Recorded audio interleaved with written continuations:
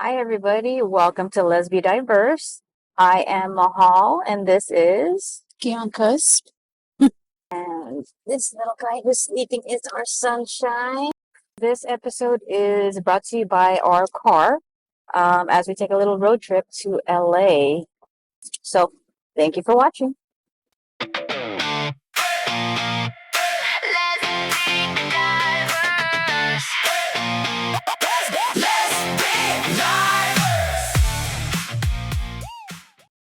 So this is actually the first time we're going to be doing it in our car. We figured we do this enough times, this trip, pretty much every week or bi-weekly to visit the parents. So might as well get some recording in and have you join us on our little adventure. Let's see how this goes because I get really bad car sickness. this episode will test to see how well this episode goes. But usually we have a little guideline that we pre-do with questions. We know exactly what topic we're going to talk about and kind of like a guide on segments and stuff like that. And today we do not. So we are going to wing it. We're just going to have a friendly conversation, kind of what we do in our little 2-hour drives to connect with each other and just kind of bring you in to our little world. What do you think, Kiankis? Let's do it. All right. So we were kind of just talking about our conversation on why we do this trip. So originally, when we first met, one of the biggest things that Kiankis had mentioned was how important family is. And she is very close to her parents, which is fantastic. I was very close to my parents as well. And, you know, family means everything to us. So we always want to make sure that we're taking care and spending time with family. But I think Kiankis takes it to a whole different level, which we'll kind of discuss. So kind of give you guys a background. Kiankis is a middle child of 3. So she has an older sister and a younger sister. Her younger sister is a single parent who is doing her thing and just, you know, trying to survive parenting her 2 little kids and just making a living. So she doesn't have time to really focus on outwardly stuff or the responsibilities essentially that Kiankis is taken care of. And then we have the older child who is a different breed, I'll say.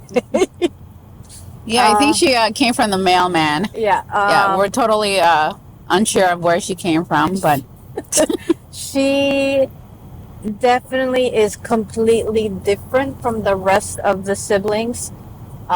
In fact, to give you an idea, our son was born in September, end of September. She has seen him twice since he's been born and has not spoken to her parents, more specifically her mother, in how long has it been? since Thanksgiving. So super long time, which is, you know, in our Filipino culture, like that's something that would never happen. And I don't really think it would really happen in Armenian culture. It just doesn't happen. I mean, well, it shouldn't happen, because right? you know we're very much, when it comes to respecting your elders, it's very important to both of our cultures. So this is kind of like the outlier out of the norm, but you know it happens, and so we kind of just wanted to share our experiences and what we go through on a day-to-day basis. So I'm going to flip this over to Kiankis so she can have a little chat. So Kiankis, can you kind of explain what you do for your parents as far as your responsibilities, or what makes you different from your 2 siblings? Well, you know, growing up, my dad was one of the hardest working people I've ever known in my lifetime. So he made sure, I mean, we had everything. Even if he came home and he literally had maybe $20 in his pocket, I mean, he made sure to give us everything we've ever wanted in life. So we've never fallen short of anything. Weekly, we were going on our weekly family trips. He made sure even every night to come home so that we would have family dinners. I mean, he was raising three girls, and we were all in martial arts. We did a variety of other sports.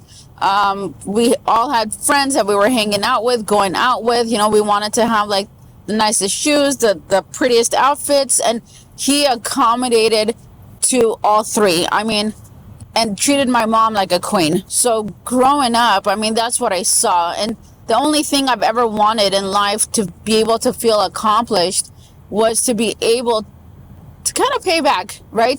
To make sure that I was able to do for him what he's done for us. And of course, my mom was a stay-at-home mom and phenomenal. Would pick us up, drop us off. I mean, did everything for us. So essentially, my goal in life was to be able to be successful enough to be able to not only, you know, manage my own household with my immediate family, but to also be able to take care of my parents. So that's been my goal. My dad still works, obviously, thank goodness. He's in great shape. He still works, but I just wanted for him to be able to, you know, go on vacation. I want my parents to be able to hang out, go anywhere they want, at any time they want. If they want to go to the casino on every week, let them go to the casino every week. I wanted for him to be able to have that cushion to where he would be able to utilize it as he pleases. You know, they're of that age now to where they don't need to sit back and worry. You know, this is their time to kind of live because they already raised us. They did what they had to do with us, and now it's their time to actually start living. Yeah, for sure. Flip back to me. If you caught what she said, they all did martial arts. So her father is a phenomenal man, but if you meet him, he's kind of scary. He's like a Mr. Miyagi. Totally. He's like he's a fifth degree, fifth degree black belts in martial arts, and all three girls are second degree black belts. So it is a family you do not want to mess with in any way, shape, or form, because they could definitely do some bodily harm if they wanted to. Oh yeah, for sure.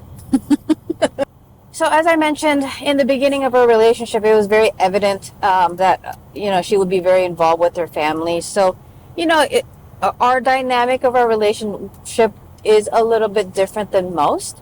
Her parents are very much involved in kind of like the day-to-day, even though we're in different cities. So to kind of give you an idea, you know, when we lived in Encino, because Kiankas had just moved out of her home with her parents, adjustment was going to be hard for her parents, right? Because at the end of the day, Kiankas is the one that's helping with literally everything from the cookings to the cleanings to the, you know, helping shopping, like organize bills, shopping, all that kind of stuff. So she wanted to make sure. Yeah, I can't even tell you guys how many times or for how long I've been my dad on the phone or my mom on the phone. Yeah. And sometimes I would even forget my own social because I kept utilizing theirs, pretending that I was them. You know, this doesn't go out to anybody else, by the way. So yeah. Totally legal, I promise. But you do what you got to do. But I literally took care of everything. Take care of everything because, you know, medical bills and business bills, and there's a lot of fraud that happens because her father owns his own business, and so people want to pretend to be him and steal his identity. That's a lot of things that go on that she has to take care of. So there's a lot of responsibility. So she would still, again, when we lived in Encino, go to her parents' house on a day-to-day basis. While I worked, she worked obviously too, but we worked remotely, so it was a little bit easier for her to kind of do both. And then, you know, when we moved to San Diego, that was a bigger transition.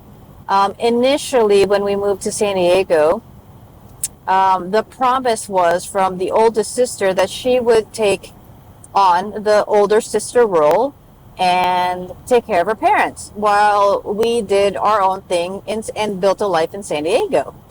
Well, as it turns out, a day into, like, literally April 1st of, was it 2024?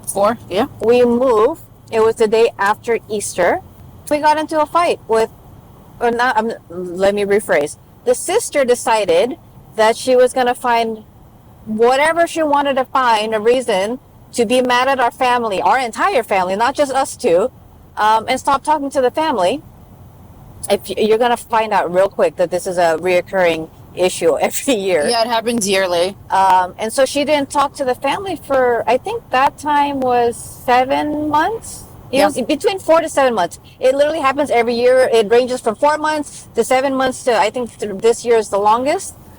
She just goes MIA completely. So the hypothetical of her taking care of her parents while we were gone didn't exist in any way, shape, or form. So, well, had we known that, I mean, had we known this was going to happen, we were looking into buying property, but we were looking into buying property out in the LA area. Yeah. Right? So we would have never, I mean, we would have never moved out like to be about 2.5 hours away from them and then have to commute weekly. I mean, this is pretty brutal.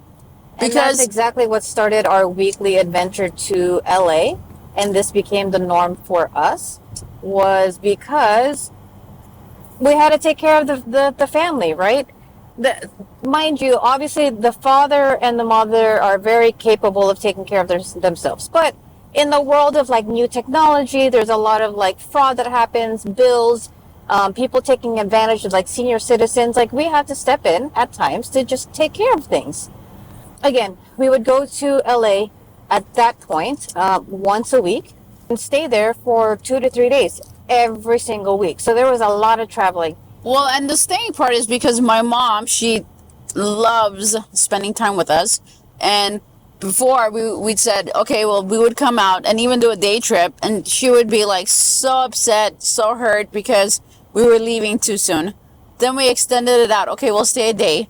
That didn't work. So now, just because, you know, she wants for us to be there just a bit longer because, you know, we take her shopping, we hang out, we go out, we eat together. You know, this is literally the only entertainment the poor lady has. So, and she loves spending her time with the both of us. And now, of course, sunshine. But that's how it all began, on why we started extending out our trips and having it be 2, possibly sometimes 3 days. Yeah, I mean, you know, we're trying to fill in the gap because the older sister is nowhere to be found, and the little sister is busy at work and trying to take care of her 2 kids, again, alone as a single parent. So, you know, you got to do what you got to do to fill in the gap. It was super tough because we actually continued to do these trips while we were trying to get pregnant. And so it got more complicated as we were going through the process of IVF. You know, having to do the shots and doing everything on a timely manner and like really figuring out our schedule to make everything like accommodate not only us and our needs medically, with, you know, like doctor's appointments and stuff like that, but to continue to take care and support her parents. And then we got pregnant. Complicated things even more because for me, I have wanted my entire life to be pregnant. That was the only dream in life that was not fulfilled, right? So the fact that I was able to get pregnant 41, 42, I don't even know how old I am. After 40, you stop counting. 25, honey. 25. Because if you're 25, then that makes me 23. So yeah, there you go. As far as being pregnant, at the time that we got pregnant, yes, it was a super huge blessing. Yes, it fulfilled a huge, like, missing piece of my soul. But the fairy tale of being pregnant was not there. Like, I had a really, really tough pregnancy. Every possible negative side effect that you could possibly have as a pregnant person, I had. Yeah. So it wasn't like rainbows and sunshines, like, oh, he's kicking fantastic. Like, I was miserable for the majority of the pregnancy, and I hate to say it that way, but I mean, that's kind of just reality. I would do it in a heartbeat all over again, by all means. Staying in a car for 2.5, sometimes 3 hours, definitely added a little crazy mix for sure to the equation. And, you know, we kind of eliminated the going back and forth the first couple weeks, right? Because it was such a tough pregnancy and you were a very high risk. Yes. And we wanted to make sure that, you know, we got pregnant and everything was done correctly, and that she like literally didn't endure any kind of stress to where she was in bed Majority of the time. majority of the time, yeah, for about 2-3 weeks, right? Yep. I mean, eating in bed and everything. Like I wouldn't even let her get up to do anything just because her body needed to adjust to what was going on, and she needed to be stress free completely. So at least we accomplished that. Yeah, I mean, even on the flip side, we had our baby shower late August. I was supposed to be due October 9th. We decided to kind of ease off and stay in San Diego as much as possible towards the end, because we didn't want my water to break while we were in LA, and not have the doctors and the nurses and everyone that we've been accustomed to seeing on a week-to-week basis. So I mean, there was that. And at that time, during I would say the last 3, 4, 5, 6 months of that pregnancy, the older sister actually got involved all over again and was super supportive. Would check on me, do everything, was fantastic. And then, like, literally as I'm giving birth, shit hits the fan again, and there becomes a disagreement. And that led to like a horrible case of like postpartum for me. That we're going to talk about that in a completely different segment or episode, but a lot has happened, and we do a lot to kind of just take care of other people, right? Like, yeah. And I mean, it really, like, it takes a toll on the relationship. It really does, because you're trying to accommodate everybody, but then you also have to be able to be there for one another. And it just, to go through all the things we've gone through, and to take on such a big role, and then to have like a child of our own, it really kind of put a huge toll. But then the beauty of you and I is the fact that we're able to communicate, and we're able to kind of, make things work. And I don't know how we do it sometimes, but no matter what, our motto is, no matter what, there has to be a solution, right? Completely, like, grateful to you for going through this journey with me. And I know it hasn't been easy, and I know that it's like god awful at times, but you're a trooper, babe. Like, you really have been there, like, through all of it with me. Oh, thanks. And I'm pretty amazing too, so. you are. I'm just, Yeah, as Kianka was saying, like, we have the mentality where if shit hits a fan, you figure it out. Yes, and shit hits the fan for us daily, guys. Sorry. Like, I really feel like we need our own reality TV show, because like, where's Ryan Seacrest? Because you need to follow us on a daily. Seriously. I mean, even as simple as being excited going to Pride, and then I popped 2 tires. That was not the plan, and that was not the way it was supposed to go yesterday, but it was one of those, like, okay, shit happened. What do we do now? Let's go find. She got on the phone, found the closest tire shop, which was literally a mile, and I was driving on 0 on one of my tires, very slowly, to get to this tire shop. Only to come find out that my tires are special order. Yeah.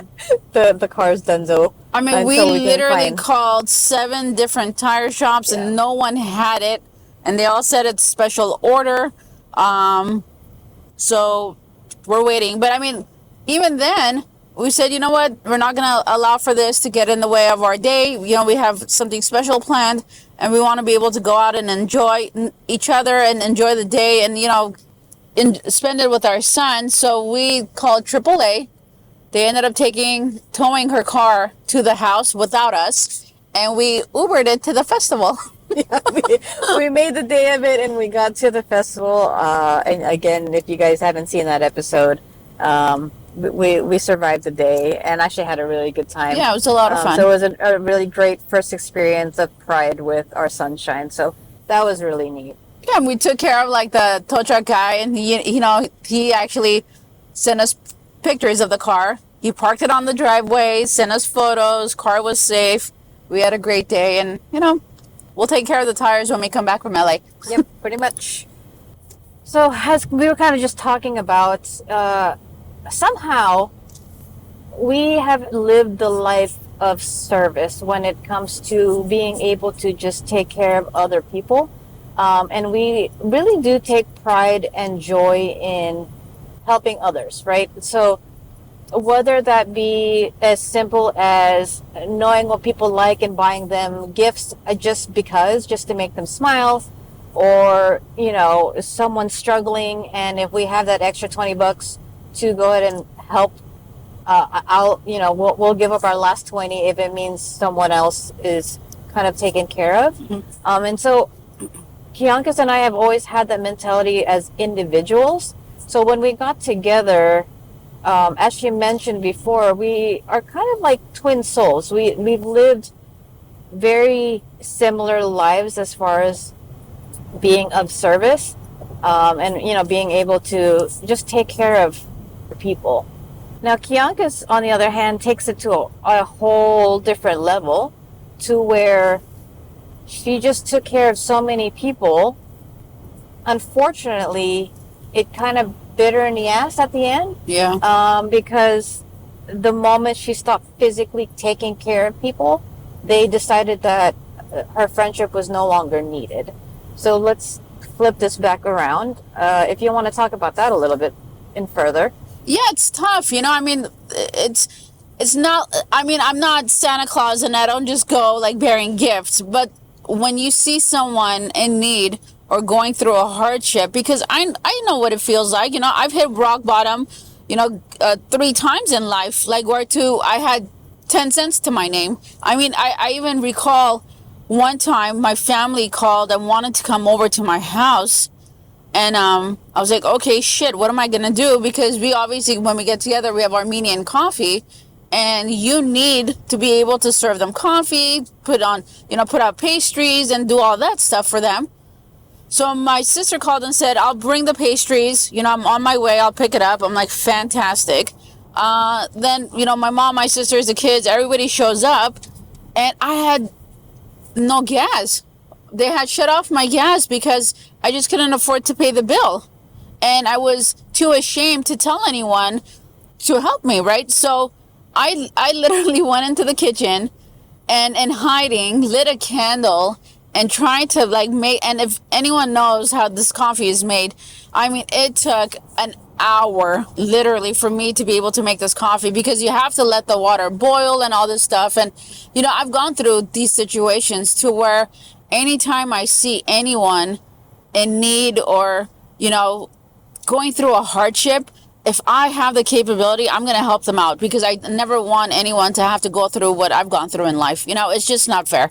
So that's who I've been, hey, you don't have your $500 car payment, I got you. You've been extremely stressed the last couple of weeks, let me send you to get a massage. Your bills are due, whatever, I got you. Let's take care of this together. And I've never ever expected anything in return, other than a genuine friendship. That's the only thing I've ever truly wanted. But sometimes, when you feel like, okay, now I just need someone to talk to on the phone, or I'm, for example, when we met, as I was telling people about, oh my God, I'm in love, and I found the one for me. And, this individual, for example, that I helped out so much, turned around to tell me, you don't know what true love is. True love doesn't even exist. This person is probably going to use you and throw you away like everybody else. And I'm like, oh. The married one is yeah, saying that how comforting true is love that? doesn't exist. Yeah, and she was married. She was unhappy, unfortunately, in her marriage. But, I mean, come on. So, long story short, yeah, I've if you've ever needed, and till today, this about me, if anyone has ever needed anything, whether I've been genuine and just, handed it to you just because that's what I wanted to do, or I've offered you a position at work, or I've given you the opportunity to make money on the side, or whatever situation is, if I have the means and the capability, I'll definitely do that for absolutely anyone. Yeah, absolutely. And that's why, I always say the weight of the world falls on her shoulders, because she really takes on the world. whatever she can do to take care of everyone and anyone, she will do that even before herself, right? Like sometimes her and I will get into a little tiff because she's like, yeah, my knee has been hurting for 3 weeks now. I'm like, well, why are you now just telling me 3 weeks later? Well, because, we had this to do and that to do. And because there were so many things and the XYZ needed, blah, blah, blah, blah. It's like, okay, but now your knee is 50 times worse because you took care of everyone else before yourself. You know what I mean? Like she's very much a selfless person when it comes to let me prioritize everyone else first. And then if there maybe is time, then maybe she'll take care of herself. But then that doesn't really happen because there's another person who ends up needing something or shit hits the fan in some way, shape, or form that needs to be taken care of. So that's kind of our lives. People think that we have like this like supreme easy-go-lucky life because we have the fun cars and the nice purses or whatever the case may be, and somehow it was handed to us. But really, no, like she works really, really, really hard to get what she gets and to provide the way that she provides. And I make sure that the people who absolutely deserve it have the nicer bags, and I might have one, but I might buy them like 2 or 3, right? Yeah. I make again, I always say to be able to give in life, is like a huge blessing. So the more you give, the more you get. And there's so many doors that have opened for us. And I mean, even the greatest blessing of our lifetime, having our son, I don't think that would have happened had we not been the way we are, like, so Absolutely. so again, it's just, there's absolutely nothing to be expected other than people being just genuine. We say all this not to boast or not to show off or whatever the case may be. It's purely just to say exactly what she said, right? The things that we have in our lives and the place that we are in our lives isn't as easy as it has come. You'll learn quickly, even with my other segment with the within strength segments. I've had a really tough life growing up and a lot of challenges. I would say everything that could happen to a woman before, in a negative way, had happened to me before I was 21. And that's not something to be proud of in any way, shape, or form.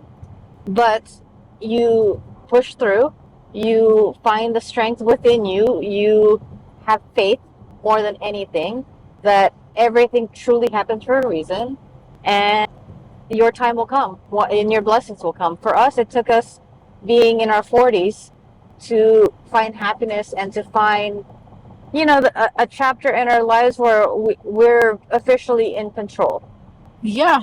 And I'm sure you guys have heard this before. It's not how many times you fall, it's the way you get up that counts. And we've all been there. We've all gone through struggles. We've all gone through hardships. We've all gone through like so much in life. And if you see someone and they're happy now, that might just be a front because you internally don't really know what they're going through. So if you have the ability just to put a smile on someone's face, do it. Life is so short. You really don't know what tomorrow holds. So you're able to bless someone else, whether that be as simple, and it doesn't have to be monetary in any way, right? It could be as simple as giving your time to just a hangout, like, or to go visit, to visit someone, to give your time, to help out on a charity, to, anything. Send a text message of, hey, how are you doing?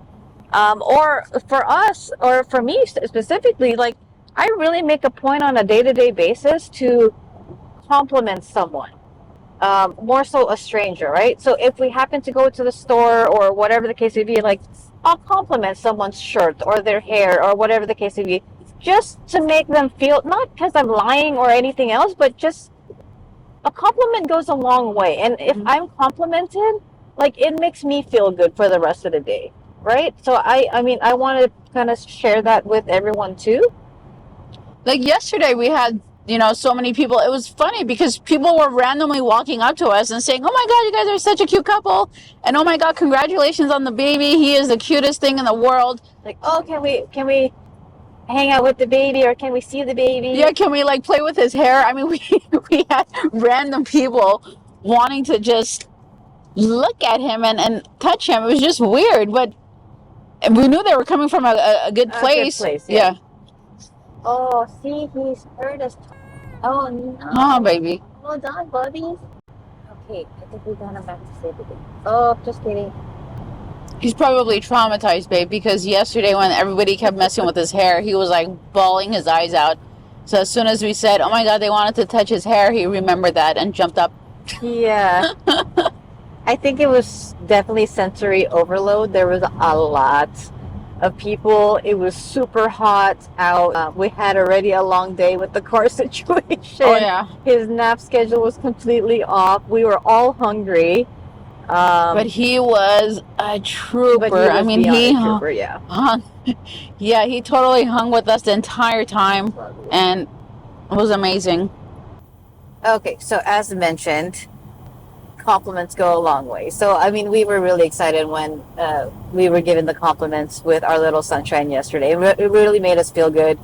I mean, obviously babies are cute, but to say how cute our baby was, and for everyone to stop what they were doing to just check him out in the stroller, it was just, or even like other people wanted to like give him stuff to play with, or even like the Uber driver was very concerned that he just to make sure that he was comfortable, because he was, being a little fussy in the car. So it was just really nice to see strangers care about our son without even knowing him like that, like just out of the goodness of their heart. So again, compliments really goes a long way. So we were kind of just talking about helping others, helping her parents, helping our friends. And I want to kind of go back to like the whole parents thing. And, I understand like we've all gone through it, and, our parents are of that age. Like as we get older, they get older, and, it might not be like so easy to deal with them at times, or they might be just difficult, and everything's kind of beyond their control, and they don't deliberately try to like, repeat themselves like 100 times, but it happens, right? But I've learned that when I was younger, I didn't have the patience I have now, right? When I was younger, if my mom said something and I just didn't like what she said or how she said it, I have a conniption about it. But now it's like, pause. Like, let it go. Let it go. It's okay. And, I don't have to make a big fuss about it, because I know she's coming from a good place. She might not say it, or the way she's saying it doesn't necessarily mean what she means, right? Like she says like the most god awful things, and it's like, I know that's not really what you mean, right? But or it's coming from like an endearing heart. Yeah. So it's like we just have to have a little bit more patience with our parents as they get older, and love them even more than we did before, because you never know when you're not going to have the opportunity to like simply even answer their phone call, or call them, or even see them, and going through all of that with your mom. I can't even imagine. That's a perfect example, right? Like, my mom was in the supreme of health, super vibrant, super independent, did her own thing, was living the life, barely getting out of like retirement, and some doctor talked her into getting a surgery she probably didn't need had she gotten a second opinion, and that went downhill from there. And again, we'll talk about that at a different episode. But we lost my mom at such a young age, and so unexpectedly, that all these turn of events just kind of happened, and it changed our lives completely. And we had just seen her. And like 2 days prior, we had just seen her, and the last time we saw her, she was getting better. I mean, she was the best we had seen her be in months. Yeah, prior to like the setbacks that she had with her surgery. Yeah, we were super excited. I mean, on our way home, because we lived in Encino at the time, we were texting back and forth for 2 hours after spending, majority of the day with her. I mean, it was just amazing. And then all of a sudden, within a 24-hour time span, everything changed. Yeah. just goes to show, like, in that, as frustrated as I get sometimes with, how much we travel to LA to help with, with the parents or to spend time with them. I try to have as much empathy as possible because I obviously experienced what I experienced with my mom, and so I know that every little time that we have with, parents in general is a value that you can't replace.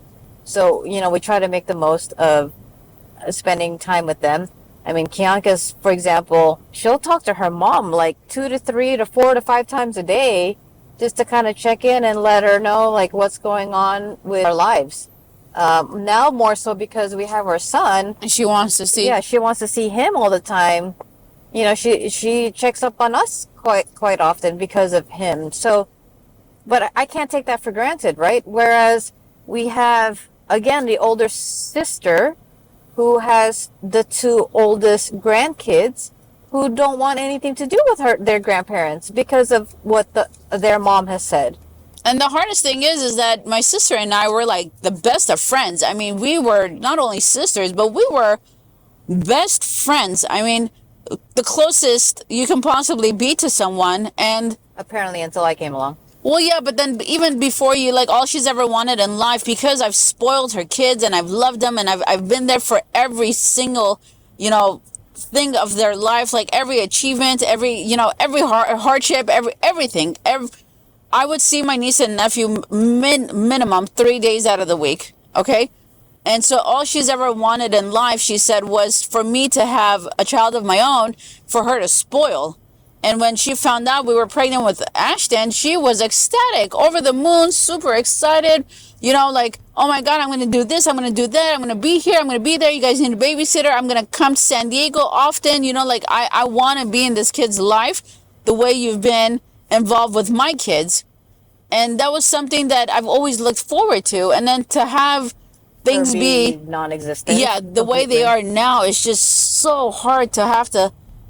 I don't even understand it to be even able to deal with it. Like, I don't even know till today how to deal with it because I just don't get it. Yeah, I mean, we'll talk about it in a different episode, but I don't think we've ever mentioned, but that sister's daughter actually has lived with us for the last year. So I gave birth, and literally 2 days before she had moved in, something like that, right? Yeah. For school. Because she got accepted to UCSD. So not only did we have a brand spanking newborn into our home, but we inherited a 20-year-old. A 20-year-old, essentially, that we had to take care of.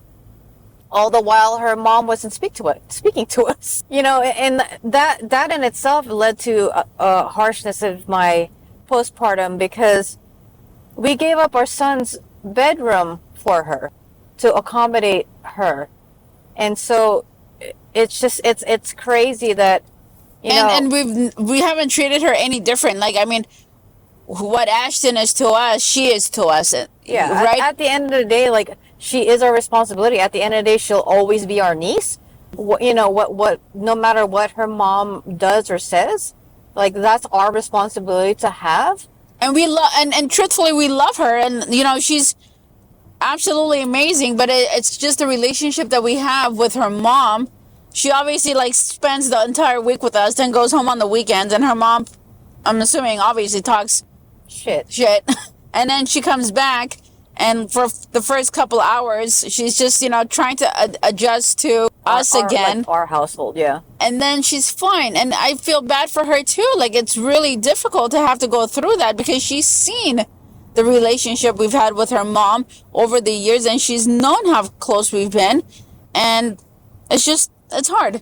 And it's tough because the daughter lives in our home. Her mom has actually come out to San Diego to pick her up every now and again. And so she'll literally be a wall away from our son, but has not seen him or won't come into the house or say hi to us or anything like that. So it's like a slap in the face, almost, that like you're literally feet away as you're picking up your daughter from our home, but you want to ignore our son. Like, Yeah. that's asinine to me. But again, that's a whole different conversation in itself. I mean, that's what we mean, right? So that's just yet another person that we try to take care of, whether it's best for our mental health or not. We take on the responsibility because that's just what we do, and it is what it is. So, like, the niece hypothetically is coming back in a couple months to finish off her second year of college while staying in our home, rent free, everything free. Again, because that's just who we are. She's family. Of course, we're going to take care of her. Yet, you know, she follows with her mom's footsteps. Like, to me, it's tough because she moved out June 11th to start her summer break, and she hasn't reached out. She hasn't checked Yeah, up we haven't heard from her on our son, and I'm sure we won't hear from her until like a week before she has to move back into our home. And so it's like, are we only good for our home? Because otherwise you don't care about what's happening in our life. To each their own. She's doing her thing. She's enjoying her summer. I'm sure she's spending quality time with her immediate family, and yeah there's no shame in that. You know, and I just want them to be happy and safe. It's just unfortunate that portion of our family is segregated because of the mom, unfortunately. Yeah, and I mean, look, let's say there is an excuse. Let's say that, you know, we had this huge falling out and argument, which didn't occur. Okay, had that even happened, get over it. People argue all the time. People have, you know, like, different opinions. People have, you know, stuff that happens in their lives. Go deal with it. Get over it. Let's discuss it. Let's hash it. We're family. At the end of the day, we only have each other, right?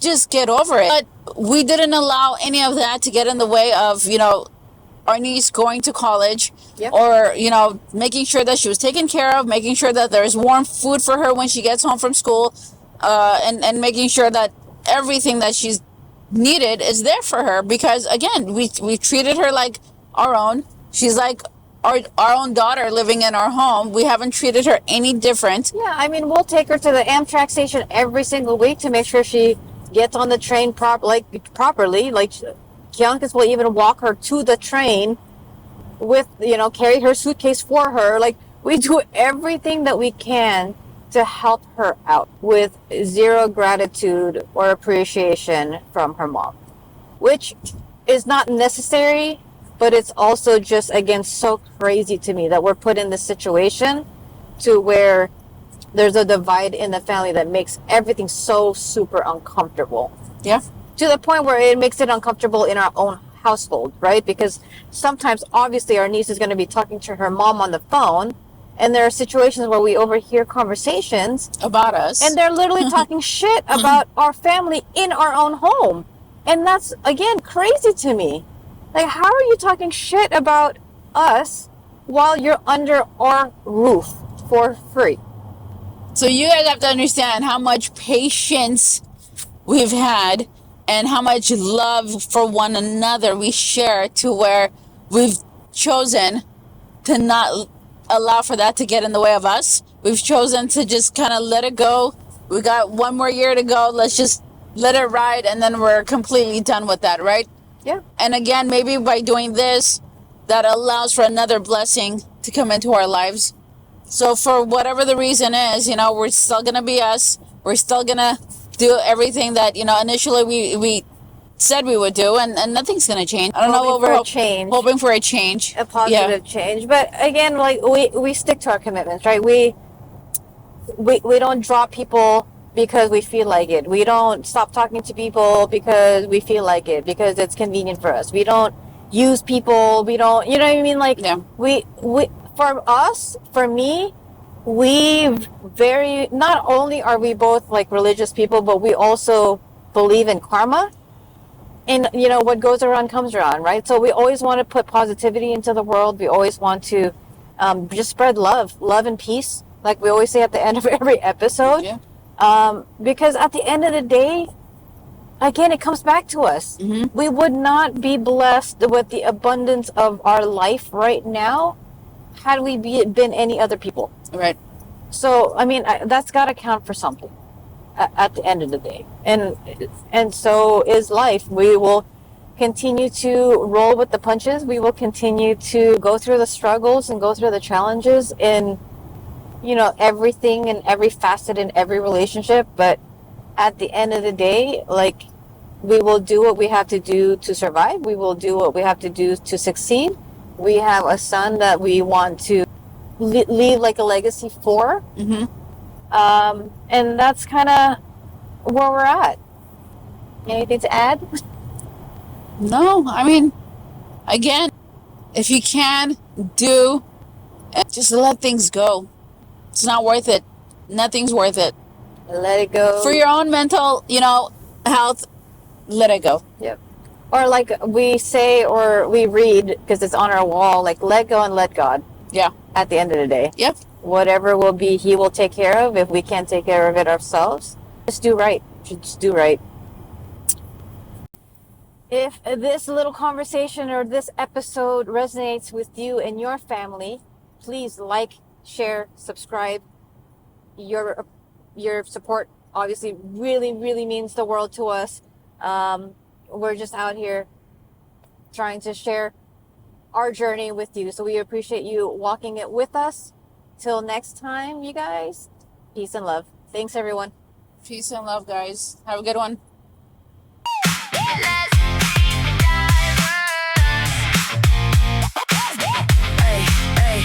Cankers in the building, my heart right beside me. Queens with the vision, we build it, we believe. Persian, Armenian pride, Filipino fire. And our sunshine sun lifts us even higher. We came to share the road.